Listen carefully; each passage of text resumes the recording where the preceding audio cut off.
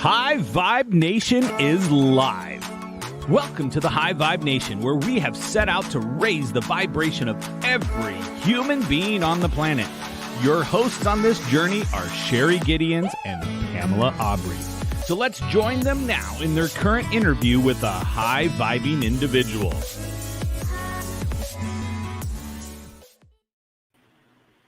Hello and welcome to the High Vibe Nation, the #1 positive media show focused on raising the vibe of the planet, a space for you to remember the power within you.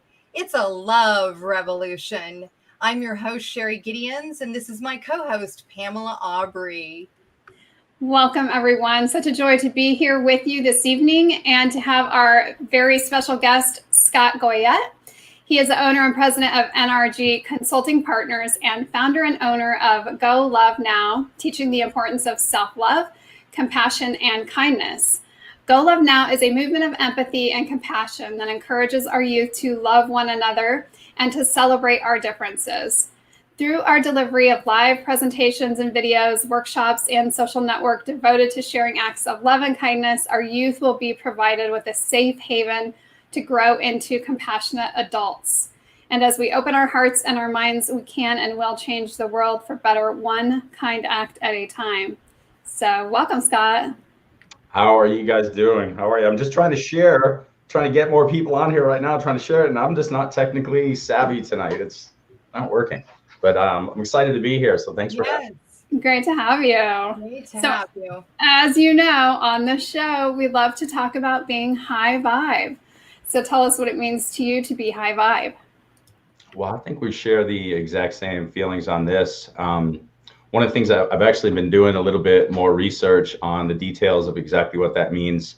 And it's very interesting because there's actually like direct correlation between enlightenment and showing, like where your vibe's at. So if I sit in a fear vibe and I stay there indefinitely, I'm literally counterbalancing the positive of others. Now, if I step into a space where I'm really coming from a place of love 24/7, I will literally counterbalance and energize those in a lower vibe and allow or help or empower or enlighten or whatever, get them to step up in vibration. So for me, it's literally exactly what it sounds like. I think high vibe is stepping out of those emotions, those vibrations that hold us down in this world and helping us step up into a place where, quite honestly, I don't think a lot of us truly realize that we can resonate, and the world truly is a different place. So I know the three of us invite all the listeners to step up into that space and join us or keep going. I mean, we're not all there yet by any means. We're on our way. Join us as the bodhisattvas, as Buddha would say. We're on the path of getting to that highest vibration. So absolutely. Love that, and definitely touches my heart.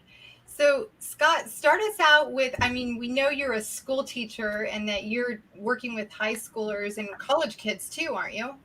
Yeah, so I'm a business professor, and with Go Love Now, we started out working with middle schoolers and high schoolers, and we're shifting gears with that, and we're going more into personal development and into associations, corporations, and any organization that wants to shift their culture to a higher vibration.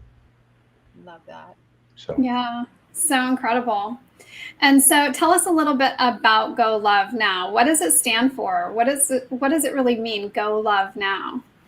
So one of the things when you step from whatever your current vibration is into a higher vibration, the first thing we start to do is we start to listen. Excuse me.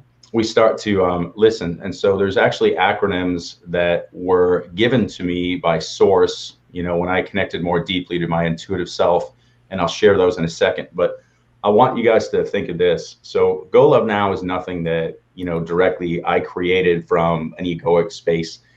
It came from my heart. There was one evening when I was just looking at all the negative and all the bad things that were going on in the world and feeling helpless in my ability to help and bring some sort of positivity to that negativity. So I literally went to sleep, and when I woke up in the morning, I had this notebook next to me and had two things on it. I had the words love and fear, and then there were acronyms for each. And I also realized in that moment I bought a domain name before I went to sleep as well. So I bought the domain name Go Love Now. It was available, and I created acronyms for love and fear. And I can honestly say that the amazingness that this was delivered to me from source, creator, God, whatever you want to call it, it's very interesting because the first letter in the acronym is when you truly tie into the conduit from your conscious mind to the superconscious. That's the first letter of the acronym. So love is listen. And so look at this too. It's your senses just activating more deeply. So listen, observe, voice, and empathize is bringing to the heart into the connection with others. The other model and the love model again is me figuring out how to amplify my senses so I can connect more deeply to universe and everybody I interact with. The fear model is one of more of separation. So what are the things that are holding me back? And so it can be a catalyst, a space where I step into my truth. So the first letter is F, and it is forgive, and that's forgive myself and those who have hurt me. The second component is eliminating beliefs, patterns, and anything that we have formulated to be truth that is no longer holding truth, and we're removing that. And then the A, this is the toughest one for the world lately. It's accepting yourself and others where they or you are at in the journey. Now listen to that one loud and clear, because as this world is trying to ascend and we're trying to step into a higher vibration, there's a lot of conflict because there's truths, mistruths, and new thinking and a lot of emotion surfacing. So it's tough. And then the final component is the R, is rise up and be resilient. So we've got the love model, the fear model, and that's pretty much what Go Love Now is in its movement and its foundation. Now, how do we deliver it and get use from that from people in general? So that's where we're at. Yeah, I can so relate with that. And for people like you and I who've awakened to this level, to this truth and realization within ourselves, we're so passionate and we want so much to share that with others. And what do you suppose is the struggle so much and the challenge for people when it comes to hearing what people like you and I are saying and sharing? Oh, it's pretty simple. It's let's put it this way. There's nobody who's headed, there's nobody ahead, there's nobody behind. We're all exactly where we're sitting at our journey. So if I were to listen to the Dalai Lama, I would bet the Dalai Lama is not going to say, you know, you're not me, you're not good enough. It's going to be much the opposite. It's going to be, you have all the answers inside. You know, my podcast is The Awakening You, and literally it's just an unlearning of everything that has been taught to you that's been infiltrated into your identity so you can become the most powerful version of yourself, which was always the truth. Mm-hmm. So the simple answer is, if there's something that you're seeing in me or something you're seeing in Sherry or seeing in Pam, there's no rocket science behind it. What we are mirrors for your growth, period. That's it. End of statement.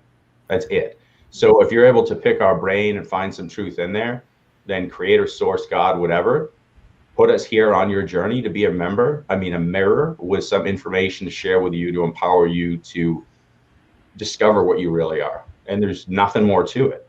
I think we get super detailed and make things complex when things are very simple. So are we where we're supposed to be in the journey? 1000%. Do we have opportunity to grow by meeting one another and learning? Sure. And that's it. That's why we're here talking. I love that. It's so beautiful. So do you think that we ever really separate from love? I mean, do you think that there really is any separation at all, regardless of our situation or circumstances or things that have happened to us or things that we've done? So is there any actual separation from it? I think the 100% real truth is no, but there's an illusion of separation, and that's the thing that we see in vibration. So let's think of this, okay? So let's just say that right now, as a physical being, here I am.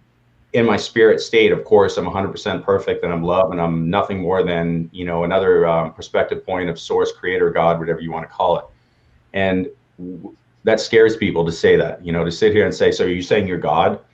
You're God. We're all God. So, you know, if that scares you, then that's why your vibration is so far down, you know, where it may be. So when you sit here and say, well, how can you like call yourself this or that? Listen, I'm nothing more than a being, a spiritual being revealing my truest self and my truest source. So there's nothing scary about that. And that's throwing away that fear. So yeah, we're 100% love. We're moving into that next space. And that space again is unlearning, and the growth is nothing more than beautiful. The chaos that we're seeing in our country right now, the emotions that are rising. What has Chris got right here? Talk about self-love being major or minor before we're able to love others.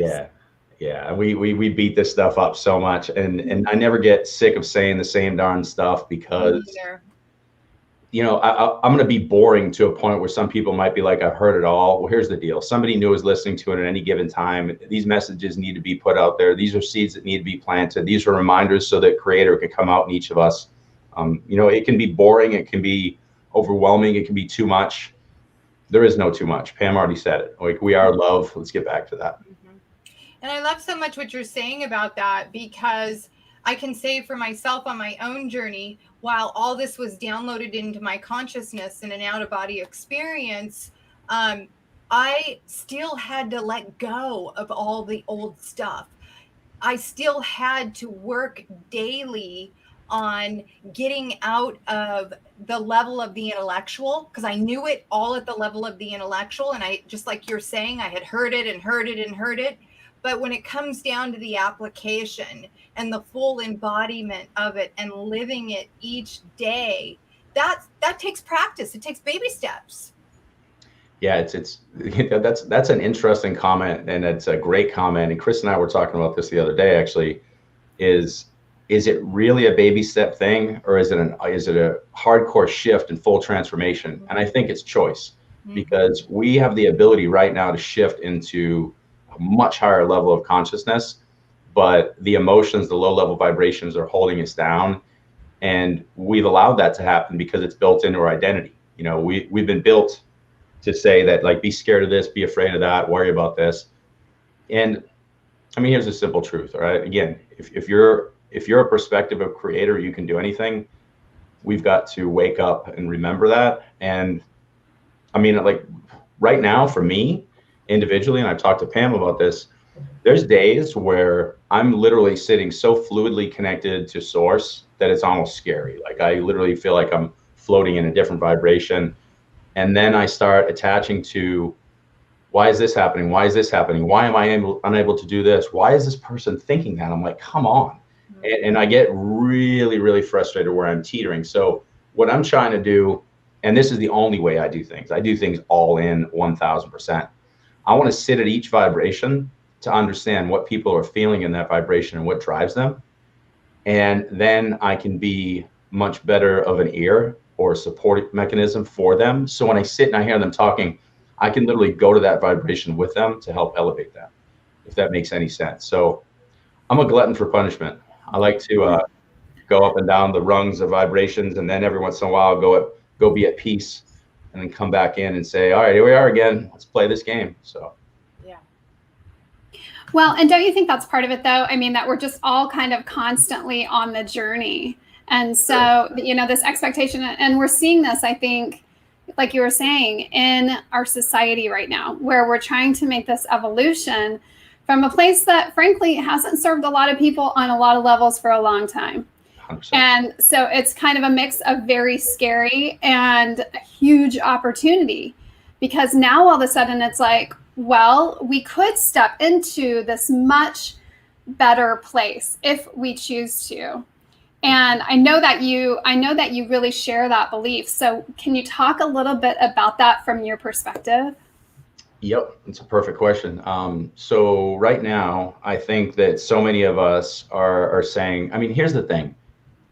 There's a lot of yanks in multiple directions. There's the concept of progress, and people will say, well, progressives want that. I mean, just because you label yourself something doesn't mean you are that. A conservative or a certain political party or whatever.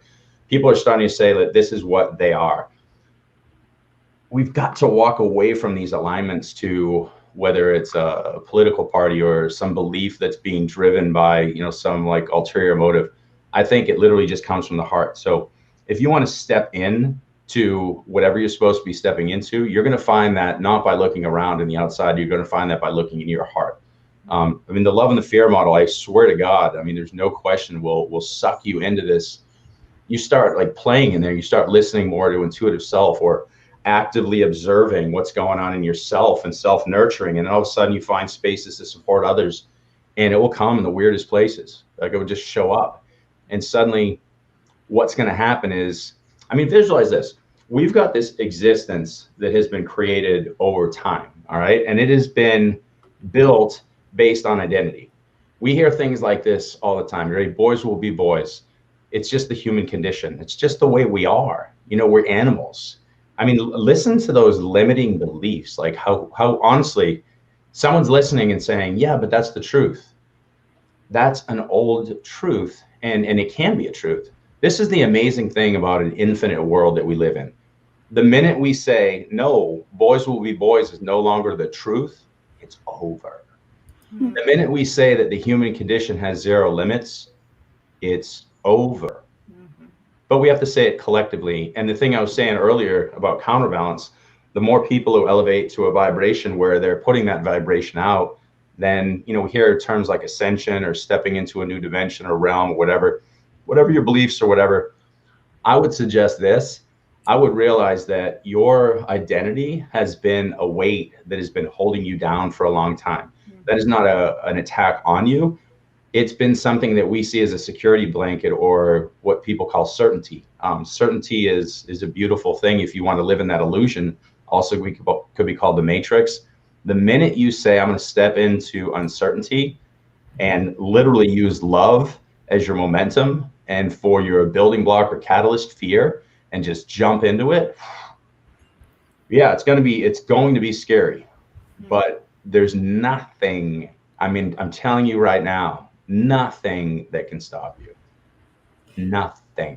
I believe that completely. Why do you think that it's so difficult for people to just sit still and look inward? You know, we're a society that has created these habits of looking outwardly for everything that we want, or to get our needs met, instead of recognizing, hey, wait a minute here, everything that I'm seeing outwardly, you know, came as a result of what was going on inwardly. Yeah, I mean, it's easy. I mean, like sex is fun, drinking's fun, partying is fun, dancing is fun. Every one of those things is fun. So we can sit here and chase those things, but what happens 10 minutes later, or the next day, or the next morning? Like, you know, there's ways to do things in a healthy way with anything, but the simple reality is, if we seek extrinsic rewards for everything in life, then we're always going to be let down, because it's temporary. And listen to that loud and clear, it's temporary. When we find intrinsic value, now think of this, the minute I decide that I want to just be the best because, now watch this, think how simple this is, ready? Source says, Scott, you're a perspective point of the existence of all consciousness. So here I am. So I know that source is fueling my existence to do something amazing here. Why would I want to numb that by getting drunk or just running around doing things that, and listen, I fall into this. I might go have a glass of wine on our Friday night shows. I have a few beers, because you know why? Because even though I'm diving into uncertainty, there's still human Scott going, but a beer is not going to kill me, right? So I want to have a few drinks. Like, I'm in takeoff mode, but I'm still a little sucked into this. So I think the second that we really step fully into our understanding, that again, it's going to be beyond comprehension, and you've got to fall in love with yourself, intrinsically motivate versus extrinsically. And it's that simple and that difficult, because those anchors of human enjoyment, I mean, we can go all day and find out what our favorite, I was just playing basketball today. Here's a perfect example. I'm convinced that my best meditation is basketball. And so I'm like, what should I do? You know, you're supposed to be wearing masks, do this. So I go to play, I get elbow in the mouth. I don't know if you can see my lips all jacked up. I can see it. Yeah. Well, my daughter didn't even see it. She goes, your lip always looks like that. I'm like, no, it doesn't. So I get elbowed in the face playing basketball. And it's funny, because I'm like, okay, was that a sign that I wasn't supposed to play? Was that, you know, you start going through it. But the point is, I was saying to myself, I have to play basketball. I have to at all costs because I don't go out and do all the drinking. I'm not doing all this wrong. I'm doing nothing wrong. I just need my basketball. And I'm there for like 5 minutes. I get elbow in the face and I'm like, all right, like, can I just have my freaking basketball? So, and I think the simple truth is, and of course what I did was I came home and I meditated. I felt better. But, we have these little addictions, and it might be, you might say, oh, basketball is not a bad addiction. It's still a place that I'm hiding from building intrinsic value. So. I think that's such an interesting point, because I think that, I agree. Our society is very kind of extrinsically focused. And so the idea of having to sit with ourselves is like, what are you talking about? Like, we don't even really have a frame of reference for that in a lot of senses. And so when you first start to do it, it feels strange. You're like, I don't even know what I'm doing. Yeah, it's true. So what does that look like for you? What was your journey like? How did you, get to a point where you kind of made that shift and started to realize, okay, yeah, there's something to this? Okay, this is the fun part, because everybody likes to frame their story so it sounds pretty. Let's be real. All right, so here's me, super competitor. Didn't want to stay in his own brain. So for the longest time, I just, through sports, I would beat you. I would crush you. So anytime I needed, I'd go lift late at night. It was girls and sports. And then I'm like, this isn't satisfying me anymore. And then, I made some money, and then I'm drugs, and it's all uppers. It's got to be like Coke, or it's got to be, methamphetamines, like MDMA, and doing ecstasy. I just wanted to be through the roof, because the minute I sat with myself, this is what started happening. I'm sitting there and I'm like, this world sucks. This is horrible. This is this. And I just couldn't take it. So, if you guys have ever done MDMA, the minute that kicks in, you're like hugging and kissing everybody. I'm like, rub my shoulders, give me another orange juice, and let's flow through this. And then, like I said, what happens the next day? That voice is louder and louder. And so mine was messy, because I'm a super competitor saying, I'll find a way through anything, whether it's I'll do more drugs than you, I'll beat you in the sport, I would literally do drugs and the next day go train for a triathlon and do like 14 hours of like training on Saturday. And I didn't sleep at all, because I'm like, I'm not going to sit with this noise. And everyone else is like, wow, you're amazing. How do you do all that? I'm like, I'm scared to sit in my own head. There's your truth. I didn't explain that to people. And everyone's impressed with it. Everyone's like, I've never seen anybody party as hard as you and then come in third place in a triathlon. I'm like, that's awesome, isn't it? So what I realized was I just wanted to drop all that crap. And then I get to a space where, it was not that many years ago where I just started dropping all of these things. I sold my motorcycles when I had my daughter, because I'm like, I know I'm going to go crash into something because I'm too crazy. You quit the drugs at these certain points where I'm not going to do this. And then it just really started to sit in my head and say, I have a lot of control here.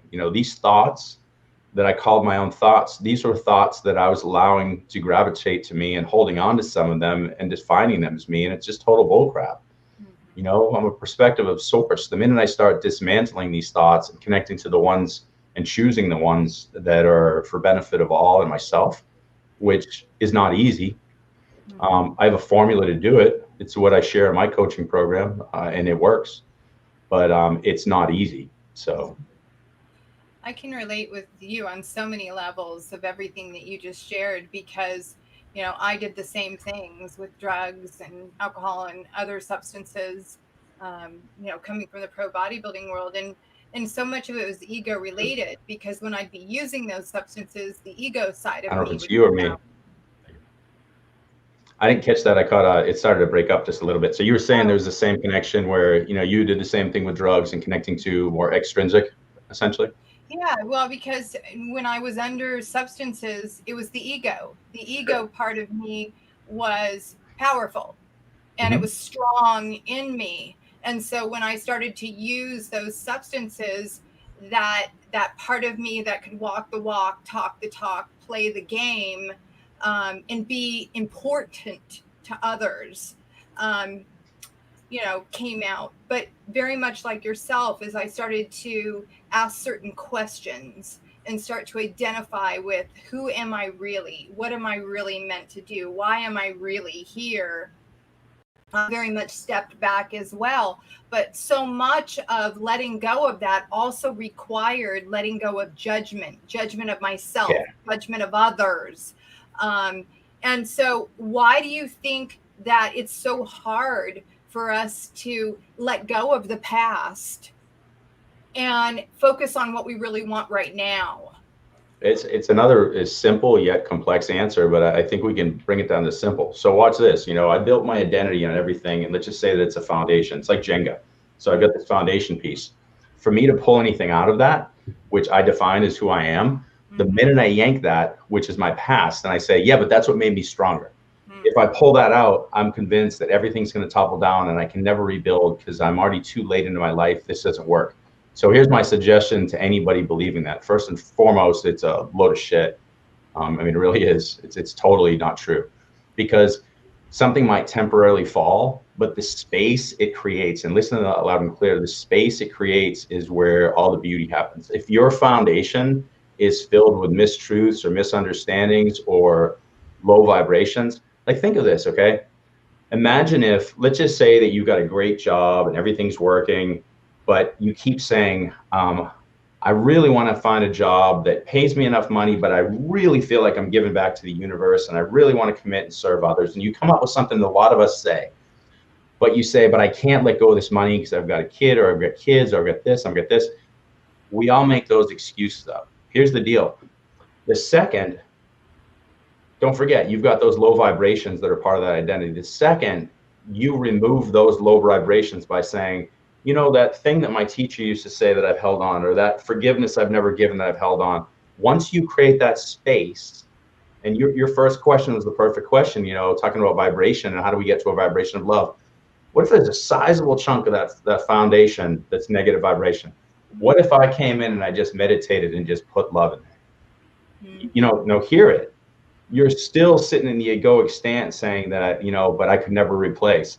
The minute that's just fueled by love, just think the second you have like something good happens in your life and 5 people show up, something good happens, that stuff's going to happen non-stop. So your illusion that you have to be in control to find success is bullcrap. It's a complete lie. It's not the truth. The minute you create that space, fill it with the right stuff, and you can't lose. It's kind of like, imagine like taking a cake with no sugar in it. You dump a bunch of sugar in it. It tastes better. Period.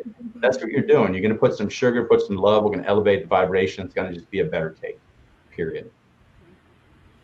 So why do you think it is that it's so hard for people to do that, to really move into that space of getting quiet? And you've shared a little from your own experience, but, moving into a space of love and just being able to be there. Yeah, the quietness in the brain is scary as heck. The trust is probably the biggest thing. People religious call it faith, belief, spirituality, depending like what your thing is. I just call it so when I'm talking about the love model, okay, so we're talking listen, observe, voice, and empathize. You've got your conscious mind sitting right here. And then you've got all the answers. You've got source. You've got the superconscious. Everything that's been pre-programmed in your identity in that subconscious, those are the distortions. So when people are trying to look at superconscious, they're seeing the distortions. So when I look to superconscious and I'm looking at my subconscious mind, I'm saying, but it says I can't. And so you're asking a question saying like, why don't they do it? Because I'm seeing illusion. Our love model, when we teach, Chris and I are actually going to be doing a coaching program starting in 4 weeks, and we're going to be teaching all of this. So we're going to go through each letter in the acronym. So we're going to teach you to wipe away the distortions on that subconscious. And this is what's going to happen. It's not what might happen. It's going to scare the living crap out of you, because you're going to see source and go, and so you're going to have sleepless nights. You're going to have a little, what's going on? Why have I limited myself? There's going to be tears. You're going to have emotions come up. Everything you've compartmentalized. So you think you're somebody who's, I'm never angry. Someday you're going to feel angry and go, why am I taking this? You're going to cry. You're going to feel some stuff. And then you're going to sit on the other side of it and you're going to, watching from the bathtub. Thank you. Can we get Chris on? Chris, can you jump in with us? I had to post that.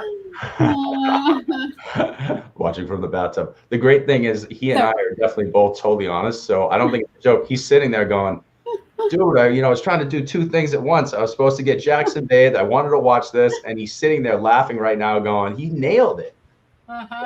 Yeah. He's going, Sherry Gideons posted it. No, he liked it. He liked it. He wanted you to post it. You wouldn't put it up there.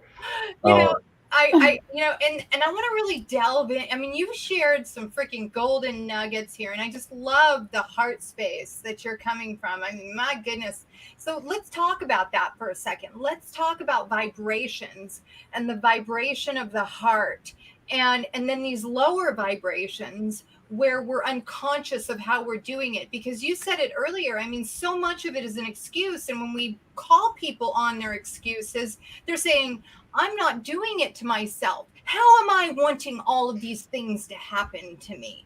Let's talk about that a little bit. Man. And that's back to that whole thing of, we're the mirrors to other people. One thing, I've been to certain intuitive shaman, some people all over the world that are, let's do it. He wants in. And so I always get the same thing. People come back and they say, you know what you are. The reason you're a high energy mirror. And so people are going to gravitate to you a lot. And they always ask me questions like, I won't show them who I am. I'll just sit there and be like, who am I? And I'll try to be quiet. And they'll go, you're a massively high energy being. People love you or hate you. And here's why. I'm like, damn it, they know it again. And think of this, though.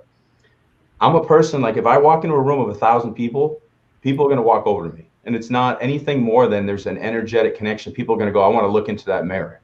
And so I'm going to show you what you wanted to see. You're going to start talking to me. You're either going to fall in love with me and say like, man, this just really resonates. I love this guy. Or go, he's an idiot. He makes no sense. He's a jerk. And really what you're saying is you're really just talking about yourself. Mm-hmm. And I've watched this 10 out of 10 times. And so to the point, I think that there's people who, everybody has a certain brilliance or something that you're bringing to the table here. And mine is to get you to look very deeply at yourself and really recognize what you are and wake up. So the fear or whatever low vibrations that you're in, you're going to see those loud and clear, like loud and clear. And I'm really in deep practice trying to figure out how to utilize this skill set to support and not criticize. Yeah, and you're a 6'4" guy who never shuts the hell up and is always dancing or doing a shot. That might have something to do with it. So, not even a mirror. Maybe these. That does tend to get attention. Yes. Well, I just go ahead. I'm sorry. No, I was just laughing. I was like, Chris, you actually bring up a point. Maybe these shamans just keep lying to me. Maybe this is all just a facade. So. That's funny. Well, you bring up such an important point, I think, that so much of our time, energy, and focus is on what we see, what is tangible, and to that, our ego, how do we fit into that? Who are we, in the context of all of these things?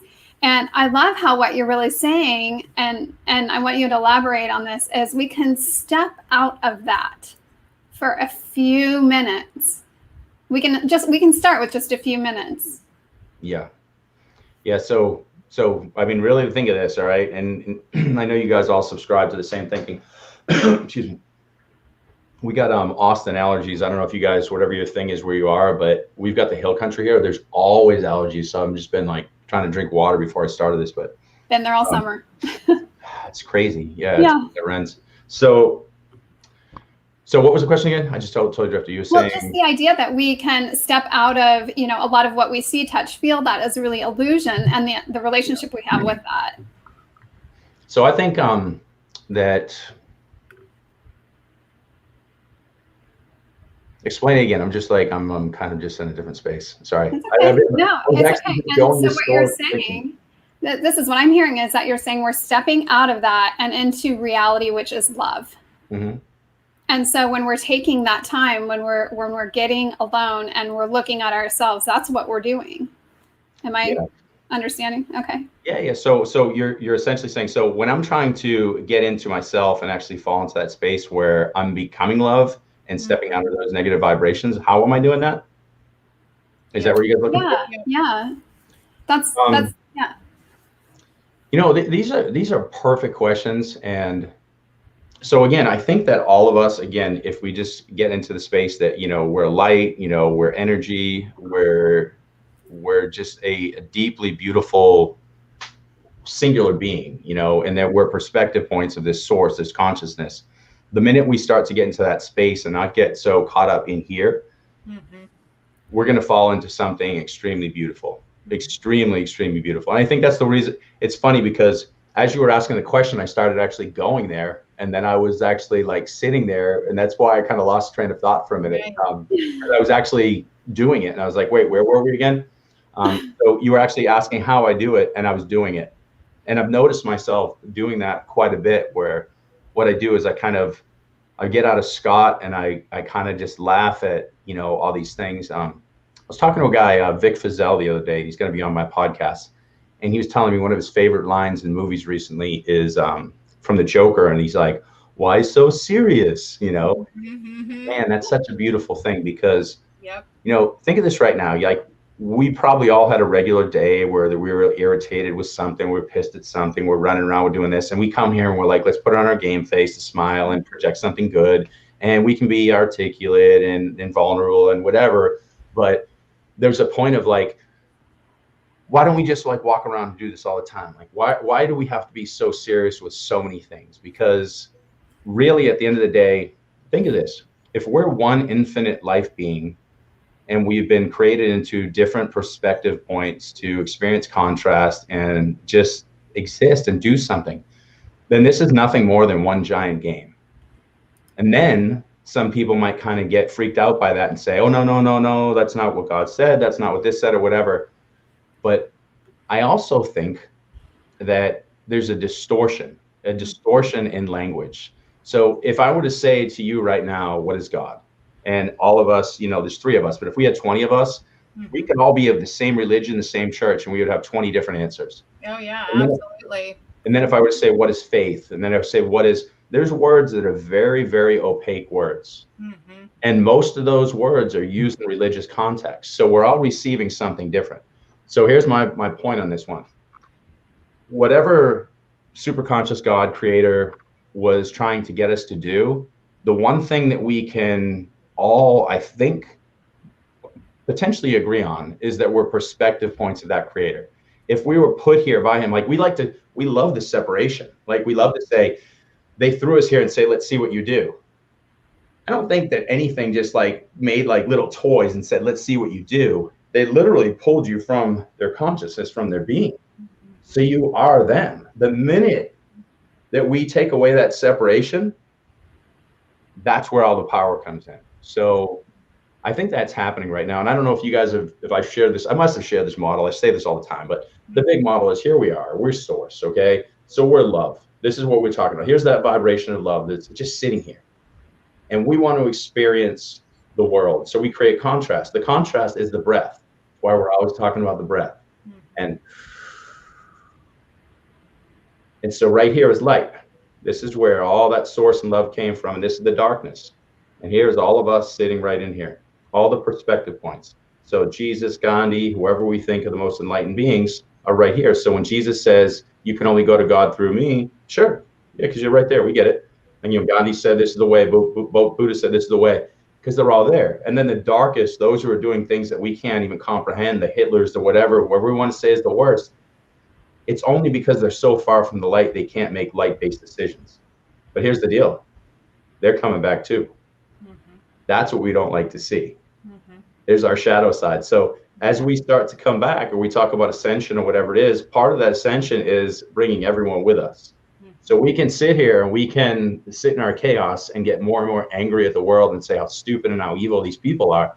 And there might be something they're doing that's misunderstood or isn't correct or whatever we want to call it. But until we bring them with us, then we stay in this exact space. So we created this, we, source, love, God, I, you, Pam, but we came here for the experience, but we do want to go home. We can feel it in our hearts right now. We do want to fall in love with that source love again. So my simple suggestion, and I think this is where we get way too complex, is let's figure out ways to invest our energy in others to walk ourselves home together. And that's very hard for me to say sometimes, because I'll go see somebody, but I know that that's in the heart of hearts where I'm going. I know that Chris is there. I know that you guys are there. Many people that Chris might not have heard that because he's probably splashing in the water and stuff, but it's all right. Bubbles. Yeah, he'll catch the rerun. He'll be all right. Yeah. But yeah, that's all it is. It's literally that simple. So let's say that the whole world right now just adopted that model. Here we are. We're light. So we know that wherever we are in here, if we just turn towards the light and amplify ourselves, then those in darkness will follow us home. If we look at it like that, and we also say this is just an amped up, insane video game, and we're the players as components of God, and we just play it and enjoy it, saying, we were sitting here in this vibration of love and said, we want contrast. Thanks, Chris. We want contrast, and we want to enjoy, we want to enjoy existence. Then let's start enjoying it. Yeah. Let's do more shows. Let's have more fun. Right.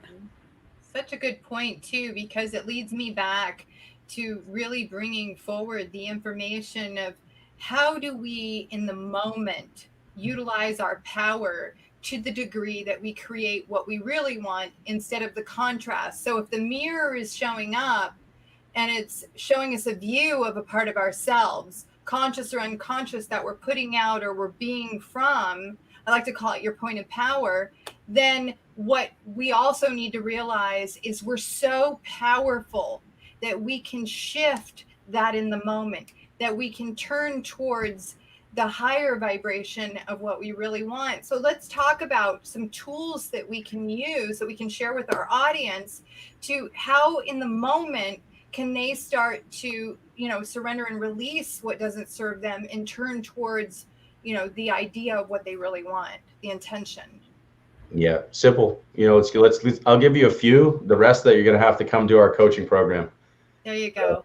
I think one of the easiest ones, and we've said it too, is I think even conceptualizing this, just conceptualizing that we're all love. So if you can conceptualize that we're all love beings, and Pam asked the perfect question, like, are we still, we've never changed. So we're all love. So if you know that, it's the start. I'm going to share something that I think is useful. So I think that there's 4 phases that people are sitting in right now in our world. There's the victim, and this is just something that I've kind of put together based on some other models, but there's the victim phase where a lot of us are sitting in there. And this is tough because victims are in a symptomatic space, like something's happened to them and it's been a symptom and they say this defines me. And people get all on those people instead of just listening to them and helping them get out of victimhood. We end up seeing those people stay in that space because we're not there to fully support them. And we've got to help them get out of the symptom and move toward a space of love. The next one, I like to be a little harsh about it instead of giving it a pretty name, and I call it the perpetrator. The perpetrator steps out of victimhood, and then they say, hooray, I'm not in victimhood anymore. And they like to tell you they're not in victimhood. And we see a lot of this in politics right now. We're seeing a lot of this on social media saying, I can't believe how stupid that person is. I can't believe that. Look at that person over there complaining. Why don't you just get a job? Why don't you stop doing this? Why don't you stop killing people in certain cities? That is the hardest space to be in, because that person is actually angry at the victim. So a lot of the emotions are surfacing there, the anger, the fear, sadness, and guilt. Then we step into the savior space where the 3 of us dangle in that without a question. We formulate shows, and we know we're not a victim anymore. We know we've got something. We can teeter in and out of perpetrator if we choose. I try not to get there. But this savior is the illusion. This is the one that's the toughest, because we want to save the planet. Now, in doing that, the irony is the savior is never saving anything except destroying themselves. Our cups are never filled up enough. We're not in a space of self-love. We're sitting here telling everybody else what to do while we're collapsing. Right. So what's next? What do we do? So we've got victim, perpetrator, but I'm a savior. I've got the knowledge. I've got the information. I've got a coaching program. Look at me. Yay, yay, yay. This is where we want to go. We want to teach people how to play the game. So we want to dance. We want to play. We want to be curious. We want to bounce our butts back into that space of love.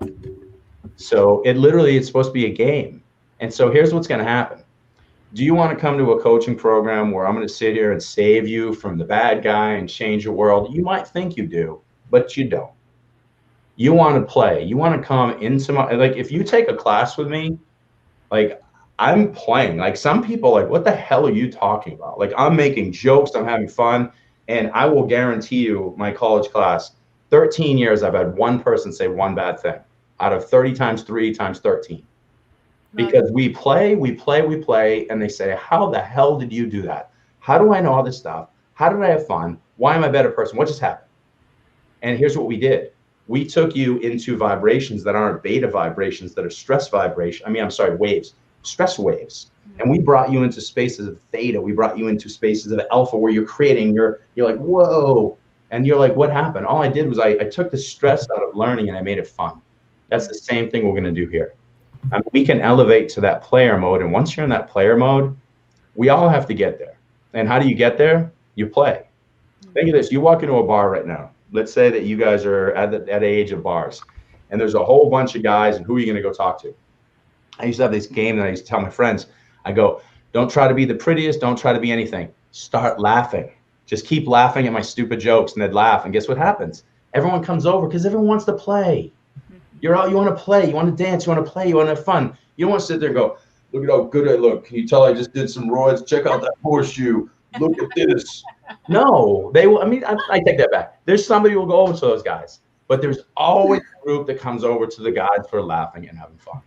Yeah. And so that's life. That's what we got to get to, is how do we become that light who's doing it for the right reasons, not to go pick up girls. We're doing it for the right reasons, so that we're going to just bring people with us and just have a really good time living. So when we're on our deathbed, we go, whew, that was pretty cool. I found my brilliance. I used it. I'll be honest with you, I kind of want to go because I'm kind of exhausted. And you slide in and you're like, that's all I had left. Thank you guys. Good show. And that's what we should be doing. And I don't know. I mean, I could die at any time. I've said this a million times. I probably had 10 stories today alone. I could die tomorrow and I'm fine. I want to live longer. I have more to do, but I just want to keep playing. Chris, I don't want to hear about you playing in the bathtub. What are you doing? I used to. Oh, I couldn't read it. I just knew there was. He says, but then he got old. Then he gets old. Then you get old. Come on, Chris, stop that. No, right. You're killing me. Stop it, Chris. I always say age is an attitude. Yeah, I do believe that to an extent, but I will say that the 18-year-old kid who elbowed me in the face today did that because I was too slow to move out of the way. So there's something to be said for youth. Right. But my kid said it didn't look swollen anyway, even though it was sticking out. I was like, I guess I always look like that, so I'll pretend I didn't get hit. Producing I didn't even notice it. Hormone. Growth hormone. Something. I love that, though. I mean, you're absolutely right. There's never, like, do we ever get too old to have fun and enjoy life? And, you know, for many years, I worked in like long-term care and, you know, assisted living and things like that. And, you know, it's amazing how as people, you know, get older, they start to realize, oh my gosh, I've been hanging on to all this stuff that doesn't matter. I'm just going to enjoy my life, you know, and they're playing games and they're having fun and they're connecting with new people. And it's like, why can't we do that when we're 20, 30, 40, 50, 60? You know, why aren't we doing that all the way through our lives? Because it really, like you said, that's what we're here for. Yeah, and people will criticize you. You know, like I say a lot of stupid stuff a lot, and my daughter gets embarrassed. My wife's like, what is wrong with you? And I'm constantly saying dumb things because I just want to stimulate fun. I want to do something silly. And I guess deep down, I just don't care. I care so much, like it's calculated. It seems like I don't care. I'm going to make you have fun, whether you like it or not. And if it's because you had to think about how stupid I am to start acting stupid, I'm going to trick you into being silly. Mm-hmm. Like I'm like a giant, like clown, like I'm going to or the court jester of days of old. Like, I feel like I'm the court jester and a philosopher combined. I'm like, I'm going to get really deep and make you guys have fun. I'm going to trick you and have a good time. So, but there's no reason not to enjoy it. So. Yeah. I love that about you. And that's one of the things that I've always loved about that mirror that you project back at me, because honestly, that was one of my biggest issues my whole life is somebody would always say to me, oh, you're too over the top, or you laugh too hard, or you sneeze too hard. And just like what you just said, I mean, the more that I was just daring to be myself, and I always say, living to be the real me, is Just be so that. empowering. Be that. Like literally, like, I mean, even with these shows, like, who cares? Like, if what you say wasn't perfect, you stuttered something, or you didn't say that, and who gives a crap? Like, just have some fun. Yep. Like, Or my sugar boom boom. Amen. for yourself. And it's I mean, like, who do you want to watch? We want to watch people who are having fun. We don't want to get on with someone who's dry or, off in like 30 seconds. Yeah.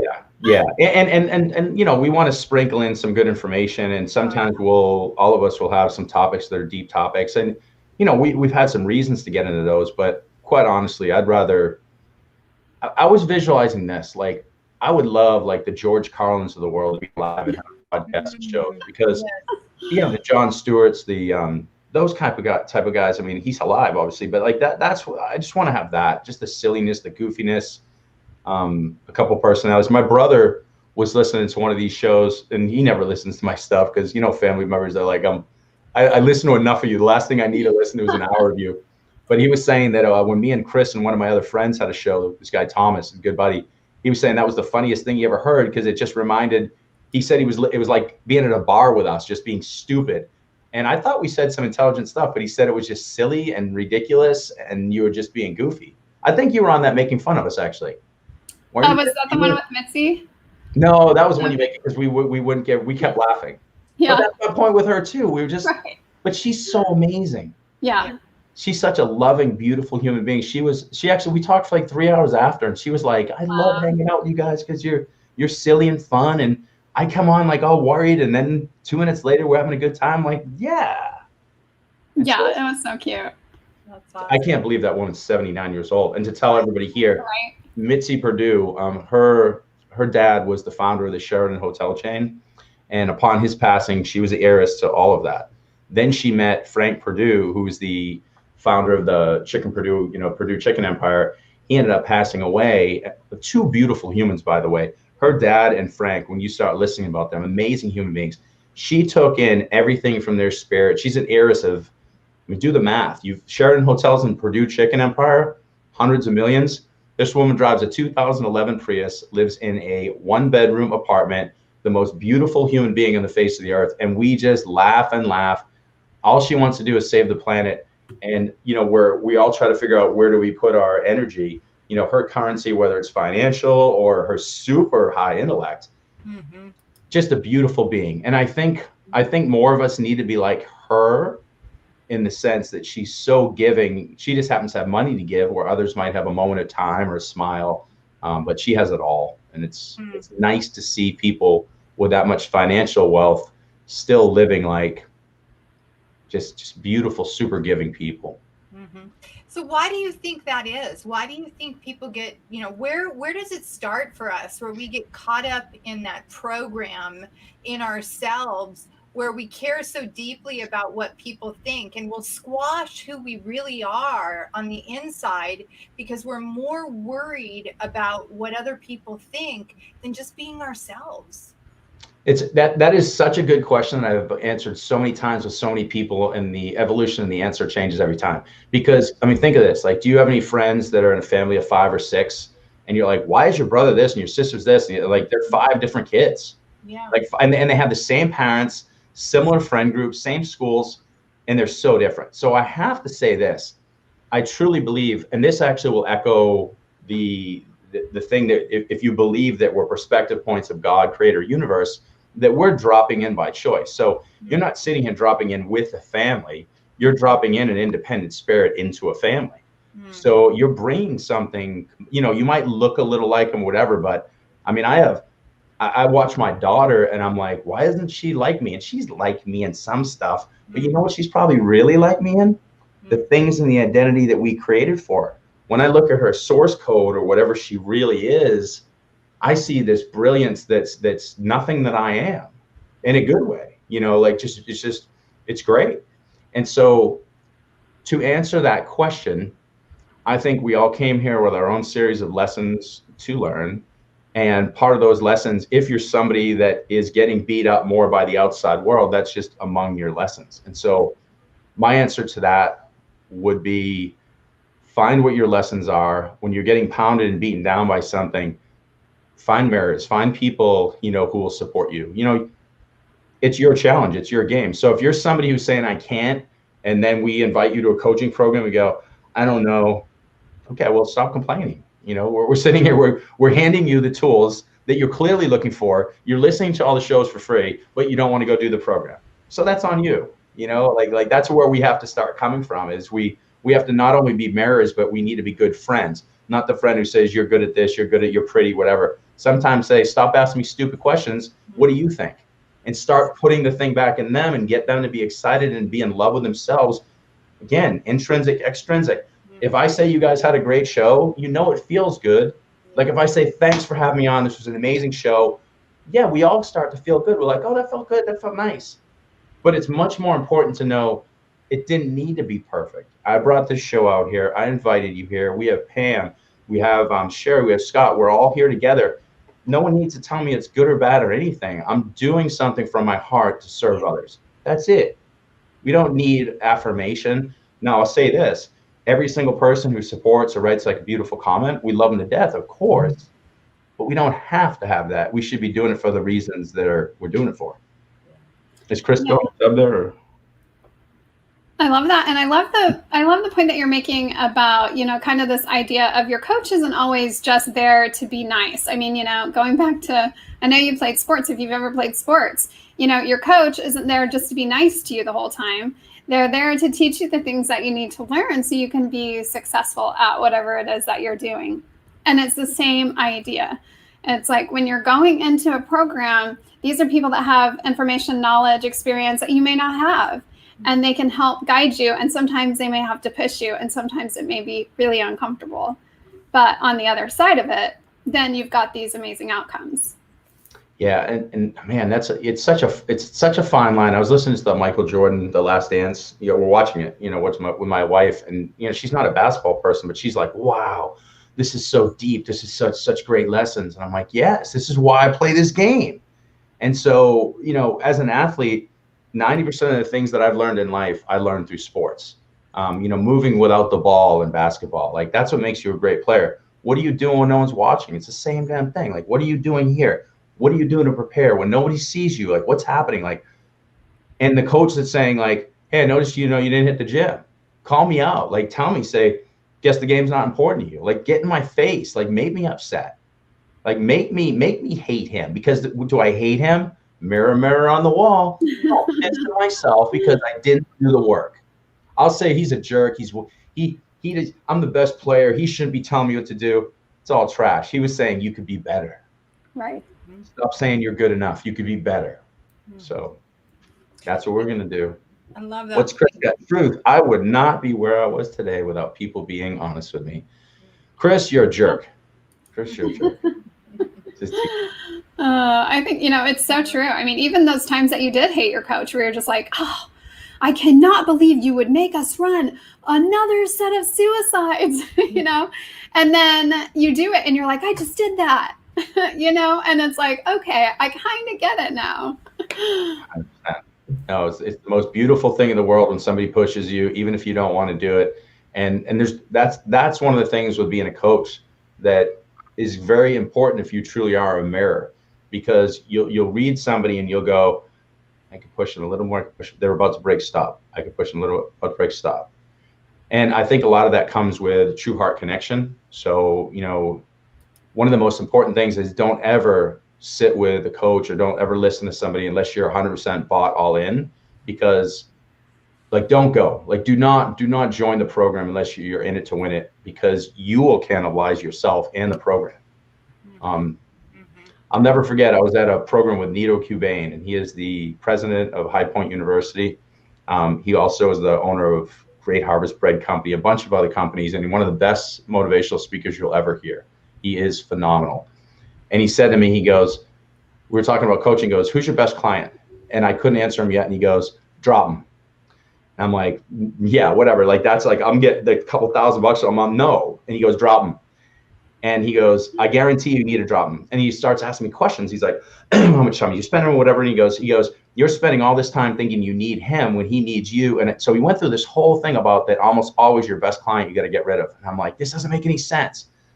So long story short, he's like, you're probably spending so much time there and you're thinking you're getting a value from it, but he's literally probably getting you for $15 an hour by the time you do break it all down. You might be getting $200 an hour really quickly, and you start listening and thinking, and I'm like, wow.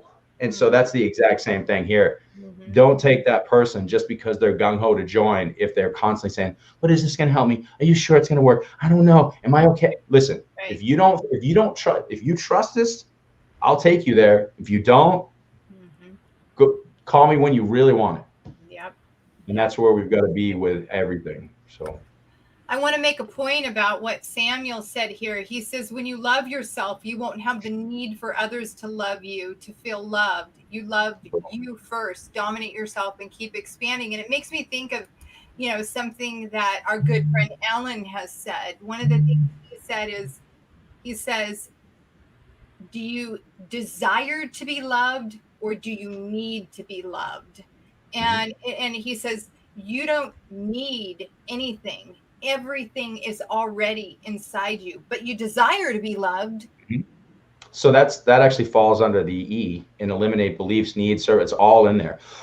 Any of those things that you have attached to, the minute you detach from that, you're in a whole different space, because I mean, and I want people to realize what this is. So that E piece is massive, because what's going to happen is when you forgive yourself and others, it's like drinking poison and expecting the other person to die kind of thing. We're going to get rid of all that in the F. Once you move into the E, you don't realize how much you're essentially swimming with ropes attached around your waist, and there's weights, and you don't realize what a powerful swimmer you are. You've been surviving this whole time. Once you clip those, you're going to become Mark Spitz. And if you guys are too young for that, what's the new guy? You're going to be the best swimmer in the world is the point. And so who's the new guy? Who's the guy that I can't either. It's not coming to me. I can see his face too. I see his face too. Yeah.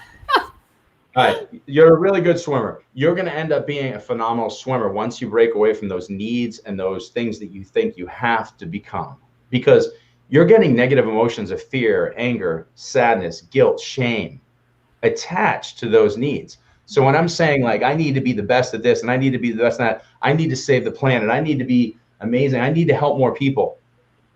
What comes with that? I'm afraid that I'm not going to be able to succeed. I'm sad that I can't change the world. I'm angry because I'm not enough.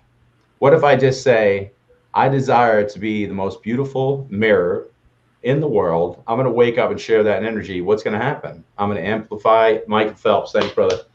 Good call. He's in there swimming in the tub. He's like, he's doing a butterfly. He's even lost all the water. Thank you.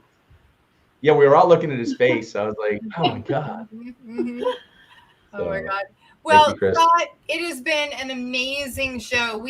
Oh my gosh, we have loved every moment of this. And we love you dearly. I mean, you're our family.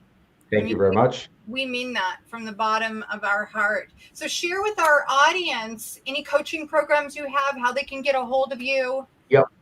So if you want to contact me directly, you can just reach me at scott@golovenow.com. Even easier, you can just follow us on Facebook, because we share all kinds of videos and all kinds of good stuff, plus some live shows. And that's just /GoLoveNow. And you can message me through there. So it's facebook.com/GoLoveNow. On Twitter, /GoLoveNow. Instagram, /GoLoveNow or @GoLoveNowMovement. LinkedIn, you can reach me at Scott Goyette. And so all the good places. Now the coaching program that we're starting, it's going to be Chris Roush and I think we're starting the 14th, where we might start on the 21st, and there's just scheduling we're just working on of September. We want to make sure everyone gets their kids back to school, because some of the people are going to be in that space. We actually have a partner. He's got a mastermind portal that really allows you to interact with the other participants, because we're going to have an accountability coaching component. So you'll have a single, person you'll work with that's your accountability coach. Plus we'll have team coaching. We're going to have built-in meditations for every letter in that acronym. There's a small guided meditation you'll do from me that's going to be listen, observe, voice, and empathize, and the same thing with fear. And we've got some other exercises. Plus we'll have kind of office hours the way you would in any college classroom. And I look at it this way. This is everything my students wish we could do for the full year, but we have to teach some business crap around it. We're pulling the business crap and giving you all the important stuff, and you're getting it for like a third of the cost that a college class would give you, with way more benefits. We don't have to listen to the dean tell me how I need to do this or all that. We're going to do this the right way. So Love it'll it. be fun. Awesome. Love it. Well, I want to thank all of our audience members for being on with us today. Thank you, Christopher, as always. Always Stud Roche. Yep, Christopher Rouch, always bringing life to our shows. And thank you, Samuel Sneed. And of course, thank you, Zubair, our new best friend. Great. And yeah, we've got some really awesome people. Angel, Lynn, Hewer, thank you so much for being on here with us. And of course, our beautiful Christy Hurley and Larry Snyder.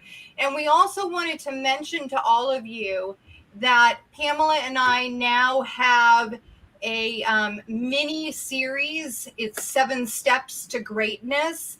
And you can text greatness to 900-900 to get that free 7 Steps to Greatness mini program. So Pamela, go ahead and tell our audience members how they can reach us. You can find us on the web at thehighvibenation.com, or on Facebook at The High Vibe Nation, or on Instagram at The High Vibe Nation. And I posted them all.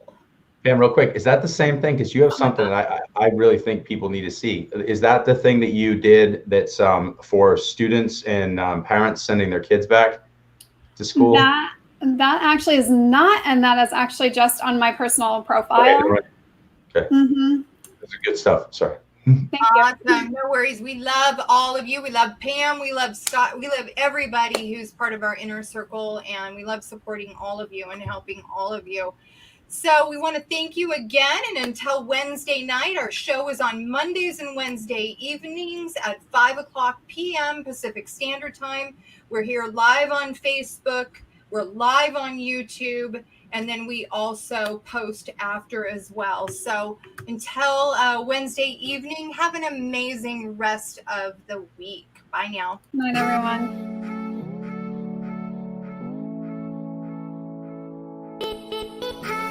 From everybody here at the High Vibe Nation, we want to say thank you for choosing to raise your vibration.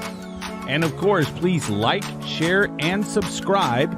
If you need to find us on the web, check us out at www.thehighvibenation.com.